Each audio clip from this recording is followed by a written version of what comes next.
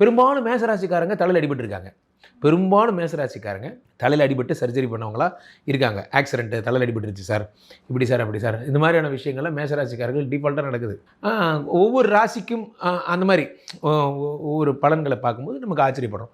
ஜோதிட ரீதியாக பார்க்கும்போது யாருக்கெல்லாம் ராகு வராரோ, ராசியில் ராகு வரார் அல்லது ராகு புக்தி ராகு திசை, என்ன பண்ணாலும் சும்மா இருந்தவன் போய் கூட ட்ரிங்க்ஸ் பண்ண ஆரம்பிச்சிடுறாங்க, குடிக்க ஆரம்பிச்சிடுறாங்க, அல்லது வேறு யாராவது ஒரு பெண்ணோட பழக ஆரம்பிச்சிடுறாங்க, அல்லது குடும்பத்தை தாண்டி அல்லது இதெல்லாம் எதுவும் பண்ணாமல் கூட அந்த பேர் எடுத்துக்கிறாங்க. நேற்று பார்ட்டியில் யார் யார் போனீங்க, என்ன பண்ண நீ, ஏன் நைட்டெலாம் உன் ஃபோன் சுவிட்ச் ஆஃபு, அப்போ நீயும் குடிச்சியா, அது போன. ஏன்னா ஹஸ்பண்ட் ஒய்ஃப் ரிலேஷன்ஷிப் ப்ராப்ளம் வருது. உண்மையிலே அவர் குடிக்கல, அவர் கெட்ட நேரம் மொபைல் சுவிட்ச் ஆஃப் ஆயிடுச்சு. ஆனால் அந்த பேர் அவருக்கு சேர்ந்துருது. தப்பு பண்ணி மாட்டுறது, தப்பே பண்ணாமல் மாட்டிக்கிறது.